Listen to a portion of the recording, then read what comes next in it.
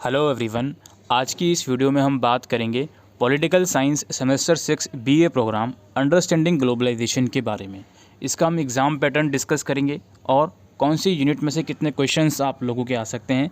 आज की इस वीडियो में हम उसी चीज़ को डिस्कस करने वाले हैं। बात करी जाए, टोटल आपकी 3 यूनिट्स हैं। यूनिट 1 में आपको ग्लोबलाइजेशन के बारे में ही पढ़ना है कि ग्लोबलाइजेशन आखिर होता क्या है, इसमें डिबेट्स कौन कौन सी हैं और ग्लोबलाइजेशन की डायमेंशन क्या क्या हैं। ठीक है, इकोनॉमिक लेवल पर या पॉलिटिकल लेवल पर, टेक्नोलॉजिकल लेवल पर या कल्चरल लेवल पर। इसके बाद आप कुछ ग्लोबलाइजेशन से रिलेटेड कुछ जो वर्ल्ड एक्टर्स हैं उसके बारे में आप पढ़ोगे, यानी कि जो बेसिकली गाइड करते हैं ग्लोबलाइजेशन को, उसके बारे में आप पढ़ोगे, जिसमें यूनाइटेड नेशन है, वर्ल्ड ट्रेड ऑर्गेनाइजेशन है, ब्रिक्स है, एमएनसीज हैं और टीएनसीज हैं।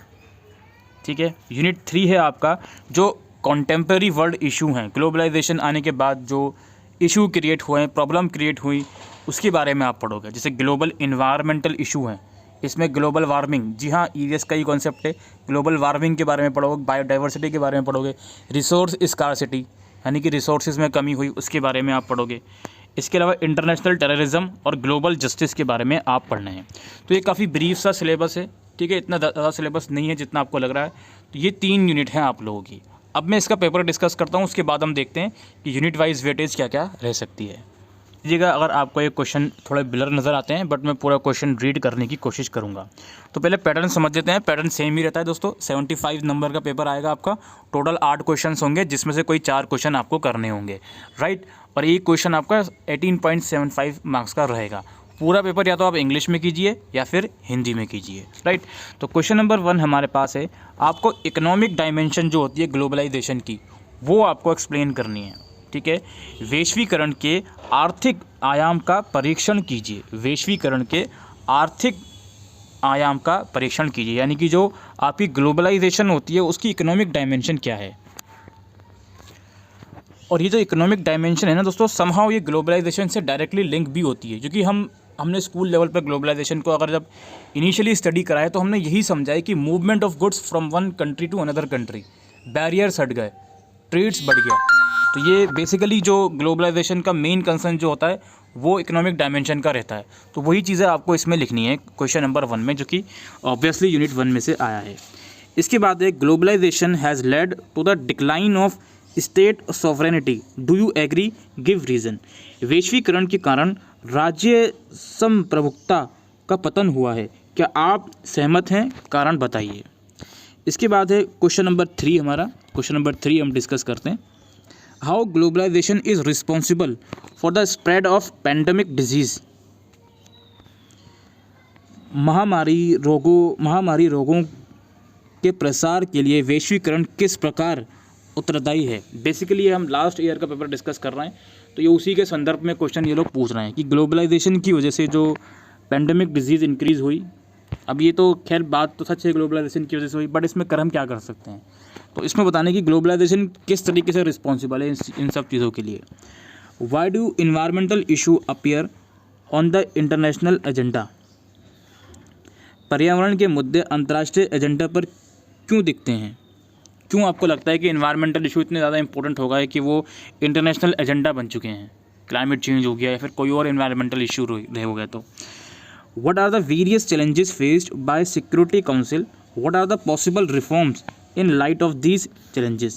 सुरक्षा परिषद के समक्ष विभिन्न चुनौतियां क्या हैं, इन चुनौतियों के आलोक में क्या संभव सुधार किया जा सकता है। इसके बाद outline the counters of global poverty and suggest appropriate strategies of redistribution. वैश्विक गरीबी के, ये वर्ड ब्लर है, वैश्विक गरीबी को रेखांकित कीजिए और इसमें बेसिकली बताना है कि आपको ग्लोबल पॉवर्टी को काउंटर करना है और बताना है कि कौन कौन सी स्ट्रेटजीज हो सकती हैं रीडिस्ट्रीब्यूशन के लिए। उचित रणनीति का आपको सुझाव देना है पूर्ण वितरण के लिए। 7वां क्वेश्चन है, examine the role of BRICS in contemporary world. समकालीन विश्व में ब्रिक्स की भूमिका का परीक्षण दीजिए।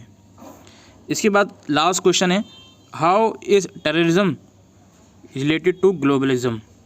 टेररिज्म जो है किस तरीके से ग्लोबलाइजेशन से रिलेटेड है। आतंकवाद वैश्वीकरण के किस प्रकार संबंधित है, और समकालीन विश्व में ब्रिक्स की भूमिका का परीक्षण कीजिए। तो अब हम आ गए हैं दोस्तों इसके सिलेबस के ऊपर। अब आपने देखा कि क्वेश्चन पेपर में जो लास्ट ईयर क्वेश्चंस आए थे उसमें कुछ क्वेश्चंस ऐसे थे जो डायरेक्टली आपके वैसे तो सिलेबस से लिंक्ड हैं बट डायरेक्टली लिंक नहीं है, आपको जनरल क्वेश्चंस के आंसर देने होंगे। जैसे इसमें आपसे पूछ लिया गया है कि जो पैंडेमिक डिजीज़ चल रही थी, उस टाइम पर पैंडेमिक डिजीज़ चल रही थी, हालांकि 2022 की बात है, ये डिजीज़ कम हो गई थी, बट स्टिल क्वेश्चन आया था कि ग्लोबलाइजेशन की वजह से ये पैंडेमिक डिजीज़ कैसे रिस्पॉन्सिबल है, वो बताना है आपको। लेकिन अगर हम अपने सिलेबस पर नज़र डालें तो सबसे पहले तो आपको कोई भी जो डायमेंशन है वो ज़रूर से पूछा जा सकता है, और इकोनॉमिक डायमेंशन या पॉलिटिकल डायमेंशन में से ये दोनों बहुत इंपॉर्टेंट हैं। इकोनॉमिक डायमेंशन जो होती है ग्लोबलाइजेशन की, वो डायरेक्टली लिंक होती है जो ग्लोबलाइजेशन का एक्चुअल मीनिंग है। बाकी पॉलिटिकल डायमेंशन, टेक्नोलॉजिकल या कल्चरल डायमेंशन, बेसिकली टेक्नोलॉजिकल और कल्चरल डायमेंशन से ज़्यादा इंपॉर्टेंट आपका पॉलिटिकल और इकोनॉमिक डायमेंशन है। ये दोनों डायमेंशन ज़रूर से करके जाइएगा, और जो डिबेट्स हैं ग्लोबलाइजेशन के अंदर जो उसका मतलब है वो करके जाइएगा, ठीक है। तो क्वेश्चन 1 में से फुल फ्लेज क्वेश्चन तो ज़रूर आना ही आना है, इसमें तो कोई दो राय नहीं है। सेकेंड यूनिट में से हमने देखा ब्रिक्स का क्वेश्चन आया है, यूनाइटेड नेशन का क्वेश्चन आया है जो सिक्योरिटी काउंसिल वाला है, ठीक है। तो 2 पार्ट इसमें आएगा, इसमें टोटल 4-5 चीज़ें हैं, 5 में से कम 2 से 3 चीज़ें तो आ ही सकती हैं, जिसमें यूनाइटेड नेशन हो गया या फिर WTO हो गया, ब्रिक्स हो गया, ये काफ़ी इंपॉर्टेंट टॉपिक्स हैं, ये ज़रूर से आप करके जाओगे, ठीक है। इसमें 4 टॉपिक्स हैं, 4 में से 3 ज़रूर करके जाइएगा। इसके बाद लास्ट वाला है, इसमें से काफ़ी अच्छे क्वेश्चन आए हैं। इसमें से इन्वायरमेंटल इशू का क्वेश्चन आ गया, रिसोर्स स्कार्सिटी का क्वेश्चन आ गया, ठीक है। इसके अलावा यहाँ पे इंटरनेशनल टेररिज्म का क्वेश्चन ये ज़रूर से आता है, इंटरनेशनल टेररिज्म का क्वेश्चन ज़रूर आता है ग्लोबल इन्वायरमेंटल इशू के अंदर, तो ये भी टॉपिक आप ज़रूर से करके जाइएगा। कुल मिलाकर अगर मैं बात कहूँ तो यहाँ पर यूनिट 2 और यूनिट 3 को मैं इक्वल वेटेज देना चाहूँगा, ठीक है। यूनिट 3 को आप थोड़ा बोल सकते हो थोड़ा 20 है, और यूनिट 2 थोड़ा 19 है, ठीक है। इसके अलावा सबसे कम क्वेश्चन ऑब्वियसली यूनिट 1 में से आते हैं, बट वही है कि यूनिट 1 करना इसलिए ज़्यादा इंपॉर्टेंट है, जब तक आप ग्लोबलाइजेशन को समझोगे नहीं तो आगे की चीज़ें आप कैसे कर पाओगे, ठीक है। तो कुल मिलाकर 8 क्वेश्चंस करने होते हैं, 8 क्वेश्चंस आते हैं, जिसमें से आपको 4 करने होंगे।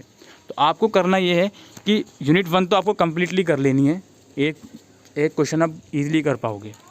इसके बाद यूनिट 2 में से आपको कम से कम जो 4 टॉपिक्स नज़र आ रहे हैं, यूनाइटेड नेशन हो गया, WTO हो गया, ब्रिक्स हो गया या MNC TNCs हो गया, इसमें से कम 3 टॉपिक्स आप कवर करके जाओगे, और यूनाइटेड नेशन और WTO तो ज़रूर से कवर करके जाओगे। फुल फ्लेज क्वेश्चन ईजिली इसमें आ जाता है, कोई इसमें सोचने वाली बात ही नहीं है। इसके अलावा जो ग्लोबल वार्मिंग, जो कंटेम्प्रेरी वर्ल्ड इश्यूज़ हैं, इसमें क्वेश्चन इनडायरेक्टली आ सकता है, होगा कॉन्सेप्ट वही कि जो इन्वायरमेंटल इश्यूज़ हैं उसके बारे में ही क्वेश्चंस आएगा, लेकिन इनडायरेक्ट क्वेश्चन आ सकते हैं। जैसे ग्लोबल वार्मिंग किस तरीके से आज के टाइम पे बड़ा मुद्दा बन गया है, ये क्वेश्चन आ सकता है। जैसे इन्वायरमेंटल इशू के अंदर जैसे कभी क्वेश्चन आया कि how environmental issue become a major जो इंटरनेशनल एजेंडा बन गया। अब वो इन्वायरमेंटल इशू के अंदर बहुत सारे इशू हो सकते हैं, जैसे ग्लोबल वार्मिंग हो गया, बायोडाइवर्सिटी हो गया, रिसोर्स स्कार्सिटी हो गया, ठीक है। और इसके अलावा इंटरनेशनल टेररिज्म ज़रूर से करके जाना। ये ग्लोबल जस्टिस और इंटरनेशनल टेररिज्म, ये दोनों में से इंटरनेशनल टेररिज्म ज़्यादा इंपॉर्टेंट है, ये आने की आपके संभावनाएं ज़्यादा हैं। क्योंकि मैंने क्वेश्चन पेपर आपके साथ एक ही डिस्कस कराया, लेकिन मैंने और भी प्रीवियस ईयर के पेपर्स देखे हैं, आप भी एक बार चेक कर सकते हो अगर आपके पास टाइम हो तो, ऑनलाइन या फिर अपने 10 ईयर में से। इंटरनेशनल टेररिज्म का क्वेश्चन ज़्यादातर देखा गया है कि पेपर में आएगा, ठीक है। तो इस तरीके से आपको ये तीनों यूनिट कवर करनी है। मैं यहाँ पे ये रिकमेंड नहीं करूँगा कि आप कोई भी यूनिट छोड़कर जाओ, तीनों ही यूनिट इंपॉर्टेंट है, और सबसे ज़्यादा इंपॉर्टेंट यूनिट 3 है, फिर यूनिट 2 है, और फिर यूनिट 1 है। तो आई होप दोस्तों आपको ये वीडियो यूज़फुल लगी हो, तो वीडियो को शेयर कीजिएगा। Thank you.